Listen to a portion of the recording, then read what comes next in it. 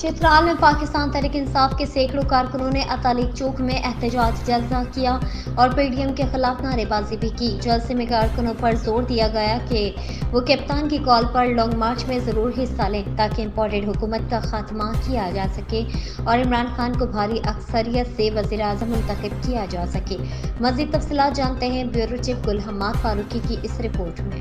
پاکستان تحریک انصاف کے سینکڑوں کارکنوں نے اطالق چوک میں احتجاجی جلسہ کیا، جس کی صدارت حاج گل نواز خان نے کی۔ احتجاجی جلسہ سے اقلیتی امور پر وزیر اعلیٰ خیبر پختونخوا کے معاون خصوصی وزیر زادہ کیلاش، سابقہ صدر عبداللطیف وغیرہ نے اظہار خیال کیا۔ مقررین نے کہا کہ عمران خان نے امریکہ کی غلامی سے انکار کیا، جس کی اسے سزا ملی اور اس کے خلاف عدم اعتماد پیش کیا گیا۔ جلسے میں پارٹی کارکنوں نے امپورٹڈ حکومت نامنظور نامنظور اور امریکہ کی جو یار ہے غدار ہے کے نعرے بھی لگائے۔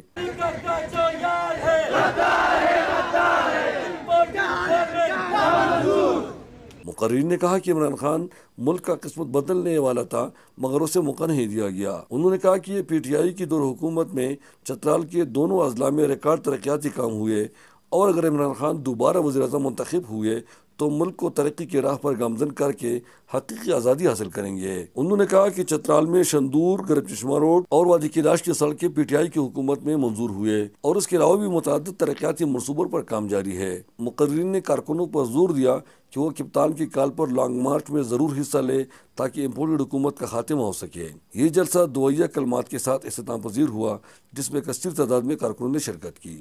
Ghulam Farooqui, bureau chief, 7 point network, Chitral.